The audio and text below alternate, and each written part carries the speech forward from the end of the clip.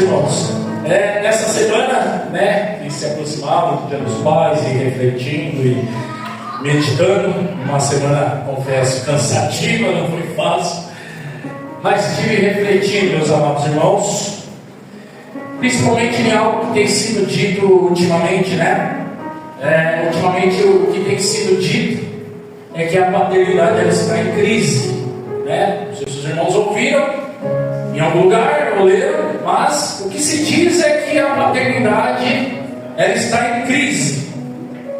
Dizem até que a crise da paternidade ela já é um dos fenômenos sociais e espirituais mais profundos da nossa época. E eu estava refletindo sobre isso e falei, Senhor amado. E essa crise ela é caracterizada pela ausência. Não, é a ausência do pai. Às vezes é a ausência física, é a ausência emocional, que está gerando um vazio nas gerações seguintes. É isso que está acontecendo. Então, é um vazio físico. São pais que estão abandonando lares, abandonando esposa e filhos crescendo sem registro do pai, porque os pais foram embora. O pai foi embora. Ausência física, às vezes a ausência emocional. O pai fisicamente está lá dentro, mas ele emocionalmente ele está ausente. É o pai que não dá ouvidos, é um pai frio, é um pai que não dá abertura para os filhos, é um pai distante. Fisicamente está ali dentro do lar, mas emocionalmente está distante. Faz parte da crise da paternidade que a gente está vivenciando nos nossos dias. É a ausência funcional. O que é a ausência funcional? É o pai que está lá dentro do lar, está lá dentro da família, mas ele não assume o seu papel de pai, a paternidade, ele não assume. Ou seja, ele não é aquele homem dentro do lar que vai ser um exemplo moral para os filhos, ser um exemplo moral para os filhos. Ele não é exemplo de alguém que está ali direcionando a família como cabeça. Olha, eu estou aqui como pai para direcionar. Olha, eu estou aqui, está acontecendo, mas vamos lá. Não tem. Então é essa crise, ausência, caracterizada pela ausência. Ausência física, ausência emocional, ausência funcional. É o que caracteriza a crise de paternidade da nossa época. Infelizmente isso que a gente tem observado ao nosso redor. E aí eu fiquei pensando, falei, meu pai, que palavra poderia amenizar uma situação como essa que a gente tem vivido? Qual é a palavra que poderia talvez mudar essa história, mudar essa situação? Eu poderia falar de grandes homens de Deus que se tornaram grandes pais. E eu estou falando de grandes homens que se tornaram grandes pais, porque eu estava repetindo isso, eu me lembrei da minha mãe que está ali, que sempre disse para mim, desde pequena, ela sempre disse isso para mim. Ela até me lembrou isso nessa semana que eu encontrei ela ali na rua. Minha mãe disse para mim, filho, você lembra que eu sempre falei para você? Um bom filho será um bom pai, será um bom esposo, será um bom funcionário. Eu sempre dizia isso. Filho, se você é um bom filho, você vai ser um bom pai, você vai ser um bom funcionário, você vai ser um bom marido, você vai falar. Por isso que eu estou dizendo. Eu poderia falar de grandes homens de Deus na Bíblia que se tornaram bons pais e poder pegar eles como exemplo, trazer aqui para nós. Eu poderia fazer isso para falar da paternidade. Se a paternidade humana está falhando, então por que não pegar uns homens como esses, tal? Se a paternidade humana ela se ausenta, ela fere, vamos falar desses homens, tal? Não. Mas aí Deus ele me fez refletir na paternidade, sabe de quem? Daquele que é o maior de todos, o Pai Celestial. Quando a paternidade humana falha, a dele não falha. Quando a paternidade humana fere, a dele não fere. Falar da maior parte de todos. Deus me fez refletir sobre isso, meus amados. Não é somente para falar de um pai humano específico, mas para falar do Pai Celestial, que tem poder para curar corações que sofreram ou ainda sofrem por causa da figura do pai terreno, da paternidade terrena. Eu estou na casa de um Deus que pode curar. Eu já disse isso daqui.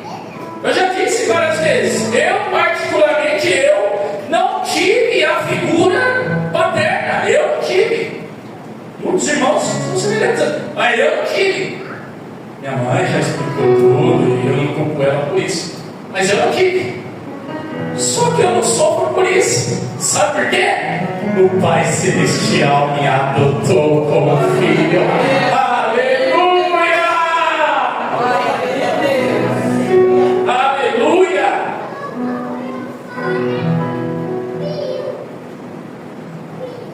Eu posso chamar ele, sabe por quê? Papai. Aleluia! Paizinho querido.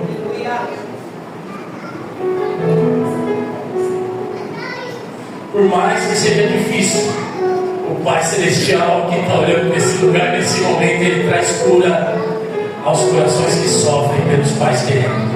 Eu creio nisso. Aí Deus colocou uma palavra, quero compartilhar com os irmãos amados. João capítulo 14, por gentileza, para falar do Pai Celestial. João capítulo 14.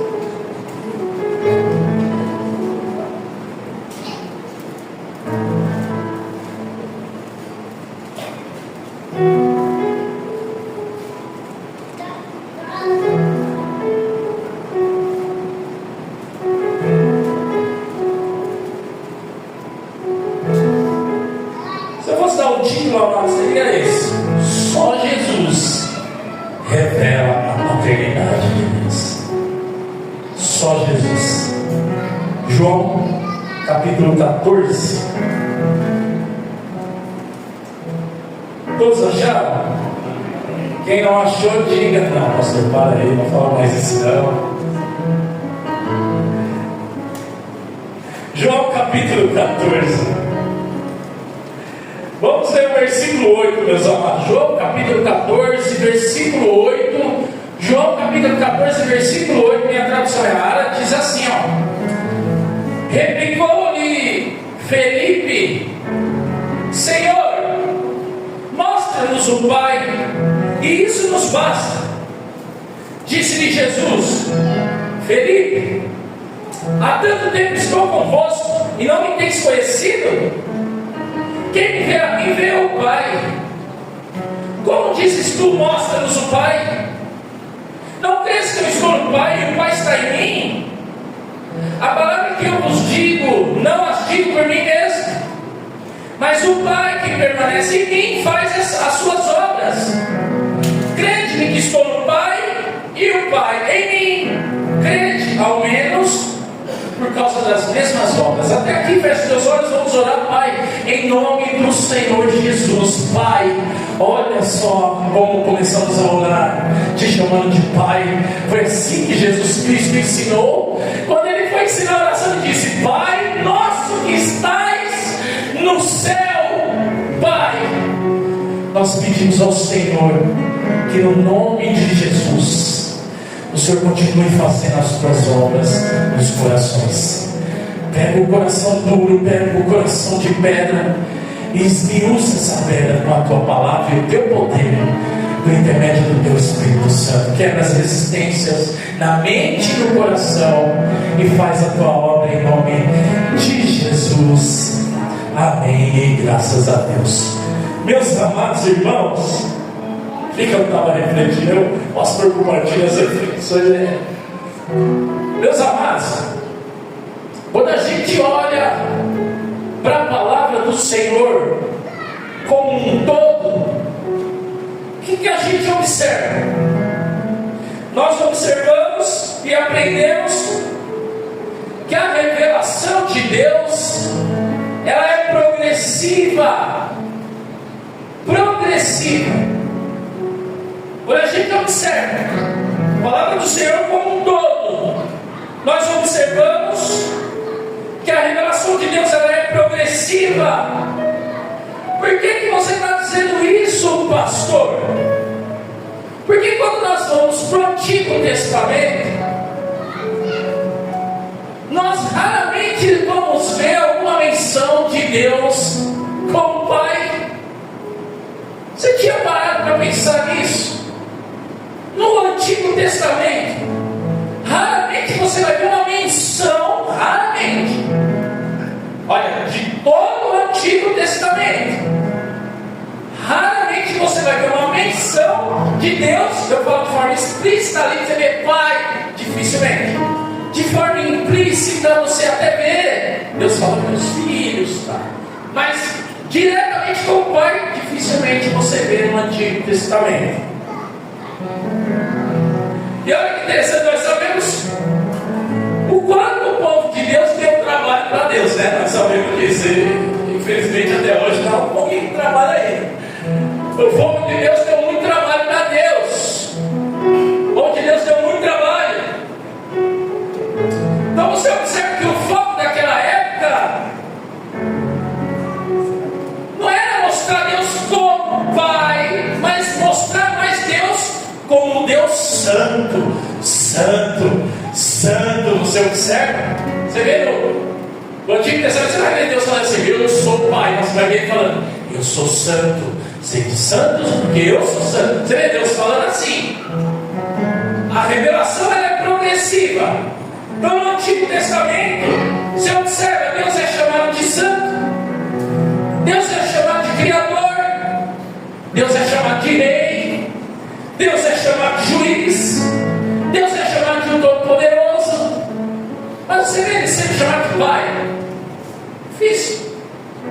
Refletir sobre isso, para você ver como isso, o povo tinha tanto temor nesse sentido, que eles ao menos ousavam ser direcionar a Deus como Pai. Chamar Deus de Pai no Antigo Testamento era algo inimaginável. Inimaginável. Só para nós termos uma noção. Aí vem Jesus no Novo Testamento, aleluia, revelando Deus como Pai.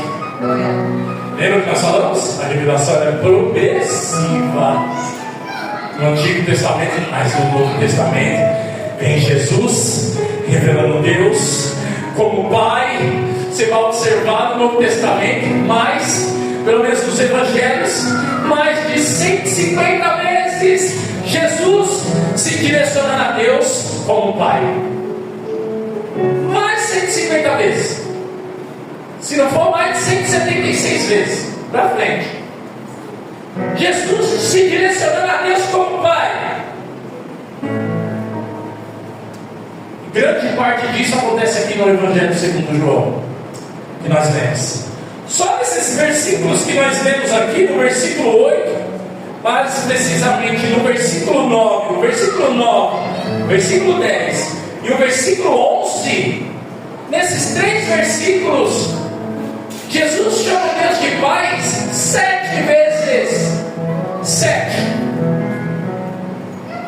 É que a gente lê corrida, a gente não perde. 7 vezes Jesus chamando Deus de Pai. E sabe o que acontece aqui? Que a gente, por ver Jesus, ele na verdade está quebrando essa barreira. Jesus está quebrando a barreira que existia. Jesus está quebrando aquele distanciamento que existia. Você está na casa do Cristo Jesus, que ainda quebra barreiras. Ele ainda quebra barreiras. Eu creio no Deus que quebra as barreiras. E muitas vezes são barreiras que o ser humano coloca, que nós colocamos. Mas eu estou na casa do Deus que quebra barreiras. Jesus estava quebrando a barreira do distanciamento que o povo tinha, principalmente de chamar Deus de Pai. Jesus estava quebrando barreira. através da obra dele na cruz, sabe o que aconteceu? O véu foi rasgado. O véu foi rasgado. A partir da obra de Cristo na cruz, o véu foi rasgado. Agora você tem livre acesso para entrar na presença do Deus Criador, soberano, o Deus que cria tudo, que faz tudo. E você pode chegar na presença dele e dizer: Pai, aleluia.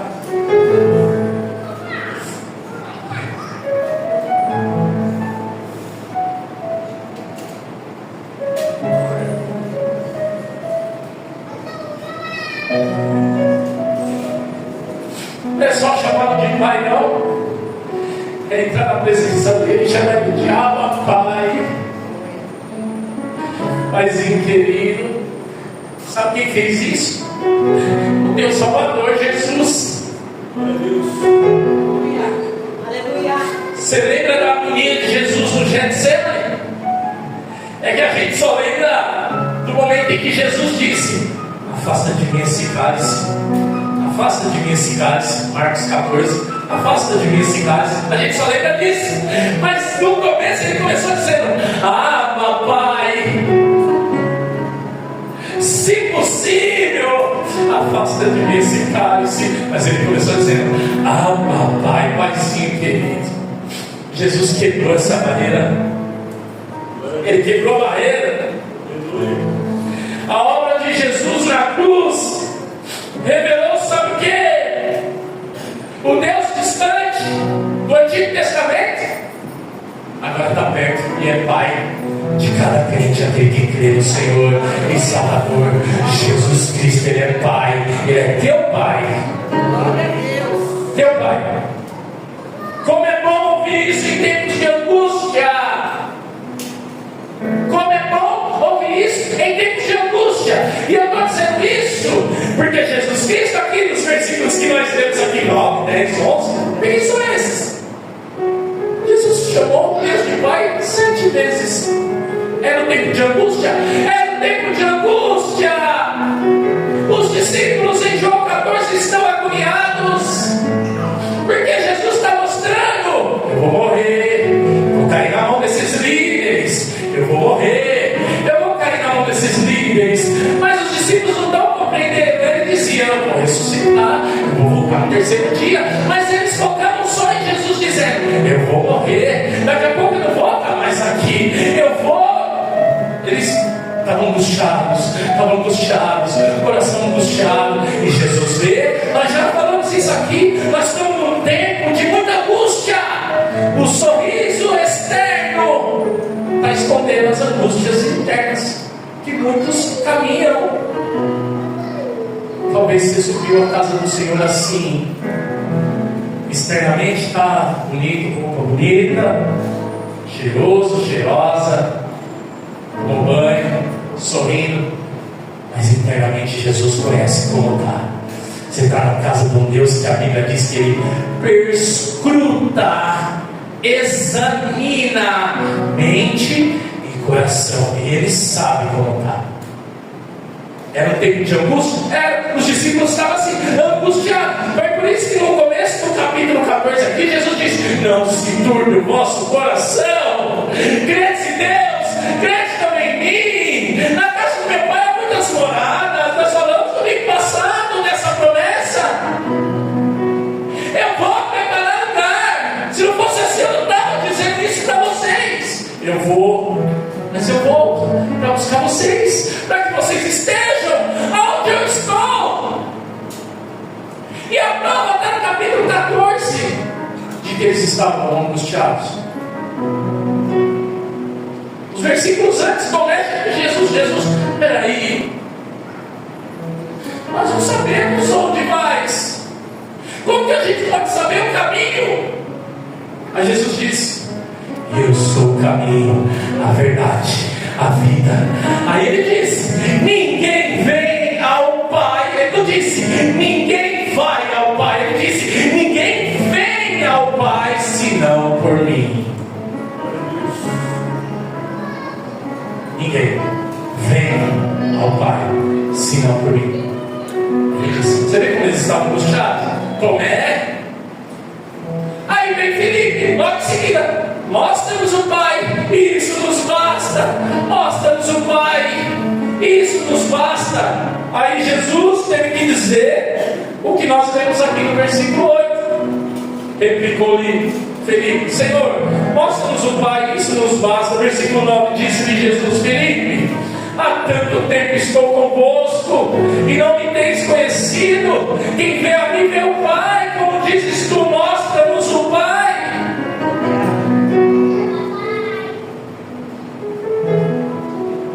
A angústia no coração dos discípulos estava tanto que Felipe estava falando para Jesus: Jesus, eu quero um acesso direto ao Pai Celestial. Eu quero ver. Você percebe que o ser humano está assim hoje. Não basta ser criado à imagem de Deus. Não basta ser criado à imagem, obviamente, a gente sabe. Para nós que estamos em Cristo é uma coisa, mas para quem ainda não recebeu Jesus Cristo, em seu coração entregou sua vida.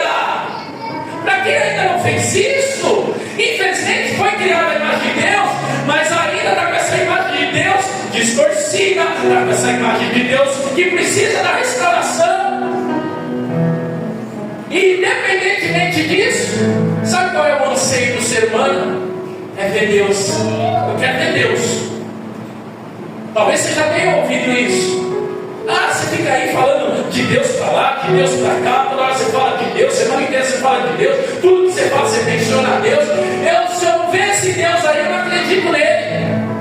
E muitos que falam assim: se eu não ver esse Deus, eu não vou acreditar. É assim que a gente está hoje. Muitos anseiam querer ver Deus. Isso me fez lembrar de uma passagem lá no Antigo Testamento, em Êxodo, capítulo 33. Obviamente que é um contexto diferente, que é um cenário diferente, que são motivações diferentes. Mas você percebe em Êxodo, capítulo 33, Moisés chegou diante de Deus: mostra-me tua glória, Senhor, eu quero ver tua glória. Senhor, eu quero ver tua glória. Aí Deus: calma aí, Moisés, calma aí. Olha, peraí. As minhas palavras, eu vou permitir a minha glória passar por você, vou permitir, ó, vem aqui e tal, vou permitir. Só que você não vai ver minha face, porque ninguém verá minha face e vai poder sobreviver. Ninguém. Aí vai dizer no final, lá no capítulo 33, que ele só viu a glória do Senhor de costas.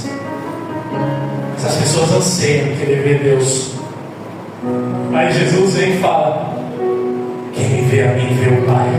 Fala para Felipe: quem me vê a mim vê o Pai. Quem me vê a mim vê o Pai.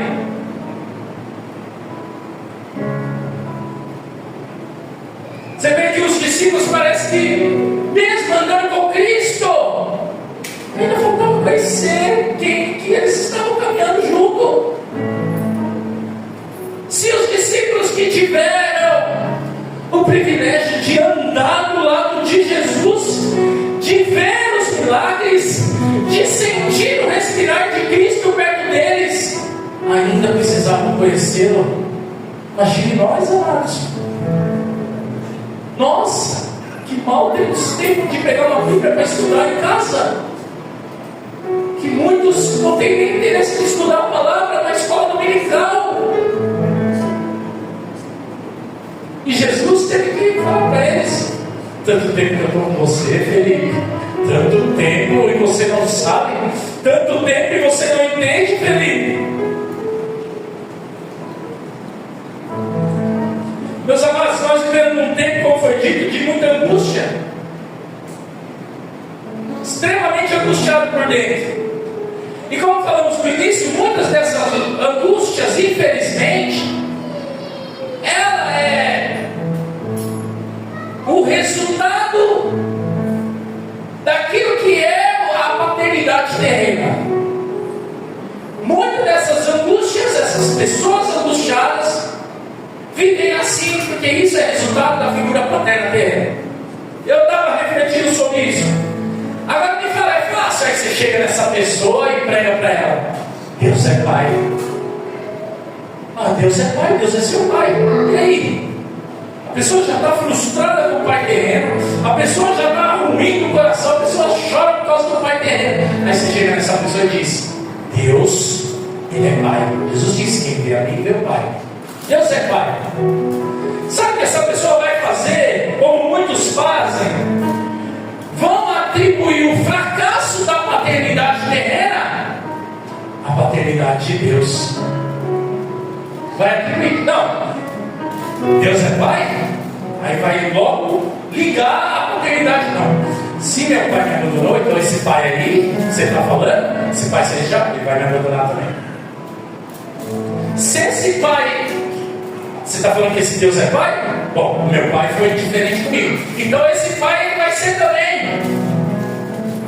Bom, você está falando que Deus é Pai? Bom, se meu pai não liga para a minha vida, então esse pai celestial aí também é assim. Tem pessoas assim. Então, angustiadas, se você vai falar que Deus é Pai, ela vai atribuir ao fracasso da paternidade dela. E aí, meu amado, como que nós vamos resolver isso?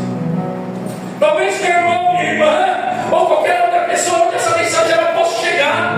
Talvez você tenha tido as piores experiências com a paternidade terrena, que criou feridas profundas, mágoas. Mas saiba que a paternidade celestial ela não é igual. A paternidade celestial ela não é igual à paternidade terrena. Meu pai pode te abandonar, mas o Pai Celestial não te abandona. Ele não te abandona. Teu pai biológico pode não ter estado presente na sua vida, mas o Pai Celestial não sai de perto de você em nenhum momento. Aleluia! Me chamou a atenção a palavra do Senhor lá em Efésios, no capítulo 3, no versículo 14 e 15, que vai dizer assim, o apóstolo Paulo dizendo assim: por essa causa eu me ponho de joelhos. Ele dizendo: por essa causa eu me ponho de joelhos. Aí ele diz assim, me ponho de joelhos diante do Pai, de quem toda a paternidade, olha só, de quem toda a paternidade, seja nos céus ou na terra. Ele falando assim, toma um nome. Você vê que a palavra paternidade aparece ali. A palavra original para paternidade ali é pátria, linhagem, família, que deriva de pater, que é pai. Por que você está dizendo isso? Isso nos ensina que a paternidade original, que é a celeste, ela é intacta, ela não erra, ela não falha. A paternidade terrena era para refletir a paternidade original. Era para nós, como pais, refletir a imagem do Pai Celestial. Então, o nosso fracasso como pai não reflete a paternidade do Pai Celestial. Não reflete. Nossa responsabilidade como pais é refletir a imagem da paternidade celestial. Se a gente falha, Deus não tem culpa. O que nós não somos, Ele é. O que nós não fazemos, Ele faz. O que a gente não pode mudar, Ele muda. Esse é o Pai. Aí você reflete um pouco nesse Pai. Sabe o que esse Pai fez pela minha vida e pela sua? Por exemplo, é um Pai que nos tirou da condição de órfãos. Isso é maravilhoso. Te tirou da condição de órfão para nos colocar na condição de filhos. E como falamos, isso só é pela internet de Jesus Cristo. Não foi Jesus que disse, nós não vimos aqui? Ninguém vem ao Pai senão por mim. O Pai nos tirou da condição de órfãos e nos colocou na condição de filhos. Amados, espiritualmente nós nascemos como filhos da ira. Filhos da ira, era só isso. Nossa identidade era essa antes de Cristo. Por isso que Jesus, Ele dividiu a história. A história da minha vida, a história da sua e da humanidade que crê nele. Antes de Cristo era uma coisa, depois de Cristo era outra. E antes de Cristo a sua vida era uma coisa, mas depois de Cristo a sua vida é outra. Antes de Cristo você era órfão, mas depois de Cristo você é filho, você é filha.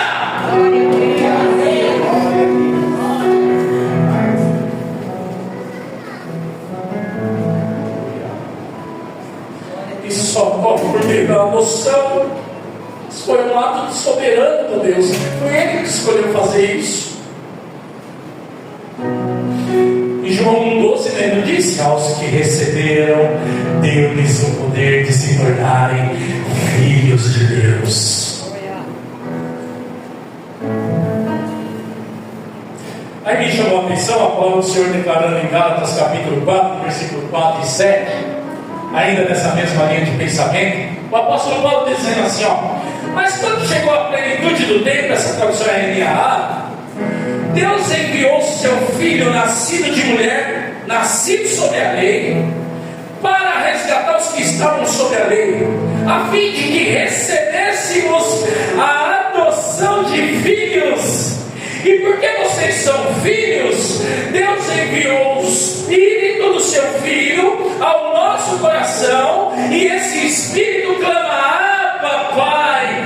Assim você já não é mais escravo, porém filho, e sendo filho também é herdeiro por Deus. Você era órfão, você era órfã, agora você é filho, você é filha, e herdeiro e herdeira.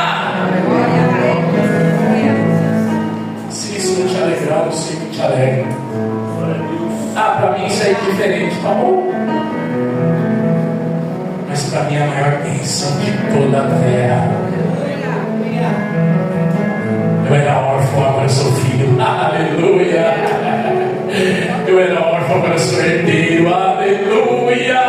Eu não tinha nada, agora eu tenho tudo em Deus. Tudo em Deus. Mas pastor, você não tem casa, você não tem casa, você não importa, eu tenho tudo em Deus, eu sou herdeiro. Herdeiro fala de algo que ele já está preparando. Ele está preparando, você é herdeiro. Você é herdeiro, ele está preparando coisas lá na frente.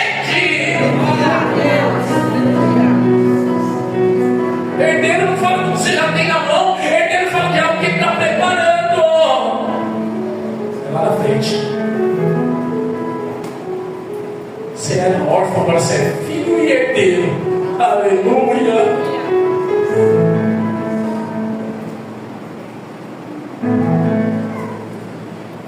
Você percebe? Deus ele foi nos conduzindo a um novo relacionamento. Nós éramos órfãos, agora Ele nos adotou e nos colocou na sua família. Já parou para pensar nisso? Nos colocou na sua família. Isso é maravilhoso. Você é herdeiro. Sabe o que isso significa? Que agora você tem privilégios que você não tinha antes. Você tem privilégios, tem direitos, tem responsabilidades também, como filho. Um filho no qual o pai não dá responsabilidades para ele. Você percebe? O que Deus fez não foi só isso. Esse pai, ele te tira da condição de órfão, te faz filho e herdeiro, coloca privilégios sobre a sua vida. E aí sabe o que ele vai exigir somente?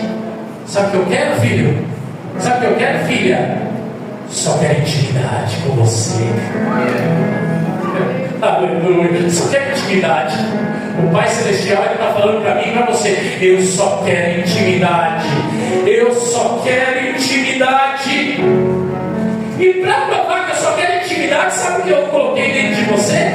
O Espírito Santo de Deus. Não tinha nada dentro de você. Você podia chegar e falar assim: nossa, só tinha maldade, eu só pensava coisa ruim, eu só fazia coisa ruim, eu era isso, aquilo outro. Não importa, importa é quando você reconheceu Jesus como Salvador. Aí ele entrou na sua vida e fez a limpeza, começou a limpeza. Senhor, mas ainda não limpou tudo bem, ele está limpando. Só que para isso ele colocou dentro de você o Espírito Santo para habitar. E sabe o que esse Espírito Santo está fazendo dentro de você? Ele não está aí à toa, ele está aí para te direcionar para o relacionamento com o Pai. Para isso. Romanos, estamos estudando Romanos, não chegamos ainda no capítulo 8, mas você pega Romanos no capítulo 8, olha o versículo, Romanos capítulo 8, versículo 14, dizendo assim: pois todos os que são guiados pelo Espírito são filhos de Deus, porque não recebestes o espírito de escravidão para viverdes outra vez atemorizados, mas recebeste o espírito de adoção, baseados no qual clamamos: Abba, Pai. O próprio Espírito testifica com o nosso Espírito que somos filhos de Deus. Ora, se somos filhos, somos também herdeiros, herdeiros de Deus, cordeiros com Cristo. Se com Ele sofremos, também com Ele seremos glorificados. Aleluia, aleluia. O Espírito Santo está dentro de você, meu amado irmão e irmã. Ele está querendo te conduzir para a intimidade com o Pai. O problema é que nós, vamos ser sinceros, nós desobedecemos a voz do Espírito Santo. Ele está chamando, Ele está falando: meu filho, minha filha, se goste demais. Meu filho, minha filha, vai mais com a presença de Deus. Meu filho, minha filha, supera. Sabe por quê? Porque se você quer poder, isso tem um custo. O poder tem um custo. Os milagres acontecendo aqui, as obras grandiosas que a gente espera acontecer dentro dessa igreja, tem um custo. E para isso a gente vai ter que dar voz, ouvidos ao Espírito Santo que está nos falando. Busca mais, se aprofunde mais. Sabe por quê? O que está acontecendo? Então, como a visão de Ezequiel, lá em Ezequiel 47, se não me falha a memória, o Senhor ele deu um cordão de medir, só que Ele está ainda dando corda para poder avançar. E sabe o que a gente quer? A gente só quer a água no tornozelo. Tá bom aqui, Senhor, tá bom. No máximo a gente avança um pouco, a água está no joelho. Tá bom aqui, Senhor, tá bom. Se a gente ainda é um pouquinho mais, a gente vai para a água aqui no tórax. Tá bom, Senhor. Só que o Senhor está dando corda, está falando: eu quero mais. Vem. O Espírito Santo que está te chamando. Vem para mais fundo, até não dar pé mais. Vem, a gente não quer, a carne não quer buscar, a carne não quer orar, a carne não quer vir para a igreja, a carne não quer escutar, a carne não quer. Mas se a gente andar pelo Espírito, a gente vai mortificar as obras do corpo, é o que Paulo falou. Meus amados, você percebe? O Espírito Santo nos conduz para a intimidade com o Pai. No Antigo Testamento isso era inimaginável chamar Deus de Pai. Era inimaginável. Aí falamos, Jesus veio, quebrou essa barreira, revelando o Pai, querendo intimidade. É o que Ele quer comigo e com você. Em Cristo essa realidade ela é possível. O Pai só quer intimidade. O Espírito Santo habita no crente para testificar essa nova realidade. Você não é um escravo sobre o capataz. Você é filho amado. Pode chegar diante dele e falar: Abba, Pai. Aí, meus amados, a gente caminhar para o encerramento. Aí você observa algumas marcas desse Pai.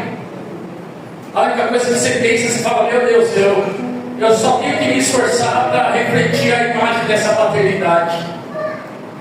Porque eu estou com filhos que estão crescendo, e eles podem não ouvir muito o que eu falo, mas eles estão observando muito o que eu faço. Os filhos aprendem mais pelo aquilo que vem em mim do que aquilo que eu falo. Porque às vezes você fala 1, 2, 3, 4, 5, 6, 4. Por que tantas vezes eu falo e não entra? Mas às vezes a postura e o jeito de viver, eles vão aprender mais. Então, há marcas desse Pai Celestial. Primeira delas, providência e presença. Não falamos? A crise da paternidade é por isso. Os pais estão ausentes, física e emocionalmente. Os pais estão distantes. Mas nós estamos na casa, sabe de quem? Do Jeová Jireh.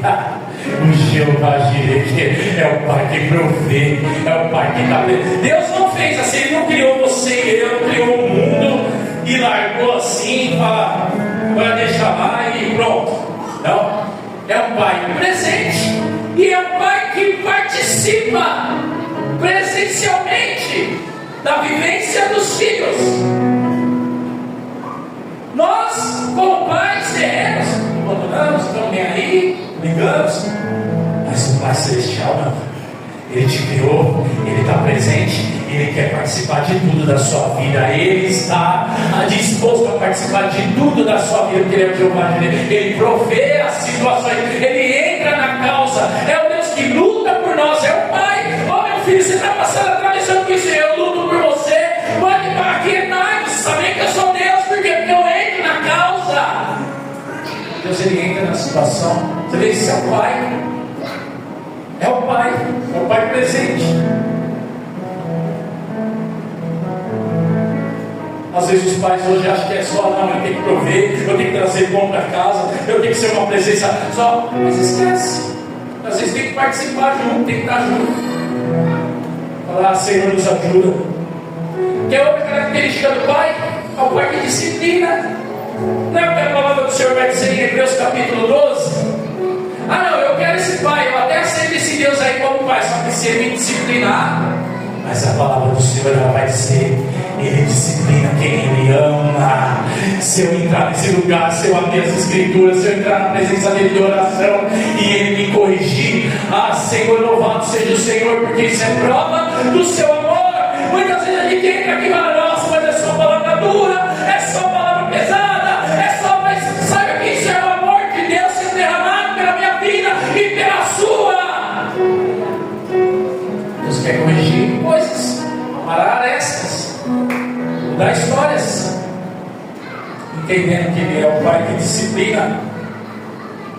Os pais que não disciplinam os filhos mostra que não amam. Você está na casa de um Pai que ama. Você está na casa de um Pai que é um Pai cheio de graça. Olha só, Jesus não contou a parábola do filho pródigo. Você olha para aquele pai, porque tem hora que o filho dá uma, como me mandaram mensagem, pastor, tem hora que os filhos dão uma perdoe a expressão, uma rebeldeada. Nem existe isso, mas dá uma rebeldeada. Aí o filho chega diante do pai, daí a minha parte da herança. Não quero nem saber se você está vivo, pai. Daí a parte da herança. Tá bom, vai lá. O pai correu atrás. O pai não foi lá atrás implorar a volta. O pai não fez nada, a não ser manter no coração. Ele vai voltar quando ele cair em si. E quando caiu em si lá e viu que lá não era o lugar dele, e viu que lá não era o lugar para ele estar, e viu que na casa do pai ele tinha mais, sabe o que o pai fez? Abriu os braços e disse: vem meu filho, ainda que o outro ficou desgostoso, vem, meu filho estava morto e reviveu. Você está na casa do pai, muitos estão mortos, mas muitos vão voltar nesse lugar para os braços do pai. Eu creio, muitos vão subir essas escadas e vão voltar para o braço do pai, e ele vai estar cheio de graça esperando eles. Eu creio, vão subir para esse lugar, vão subir. E o Pai Celestial vai estar cheio de graça esperando. Está aqui, meu filho, está aqui. Ai que nós abrimos a boca para falar alguma coisa, não fale, porque Ele é soberano, é Ele que manda. Pode vir, meu filho, abrir meus braços para você. Onde tem sinceridade de coração, onde Deus está aqui cheio de graça para receber. Vem, meu filho, vem, meu filho. O desafio para nós como pai hoje é fazer do nosso lar esse altar de graça. É graça de Deus. Graça não pode ser confundido como autorização para se fazer o que quer, não. É graça para vir receber e falar: está aqui, meu filho, agora aqui, minha filha, vai e não peques mais, eu te aceito, eu te recebo. Mas não volta para a velha vida, não volta, não faça novamente. Está aqui a oportunidade para você viver algo diferente. Deus está preparando coisas diferentes, Deus está preparando um novo tempo para nós, porque é o Pai Celestial que cuida desse rebanho. Ele só me deu essa incumbência só, mas é Ele, o dono do aprisco aqui é Ele. Meu querido irmão e irmã, Talvez você tenha entrado aqui hoje com um peso de nunca ter ouvido de seu pai terreno: este é o meu filho amado em quem eu me comprazo, como Jesus ouviu. Talvez o dia dos pais traga à tona um vazio, uma rejeição, uma saudade. Hoje o Espírito Santo quer te levar além. Ele quer colocar em seus lábios e em seu coração o clamor mais íntimo e verdadeiro, para que nesse momento você possa dizer: Abba, Pai, verdadeiramente.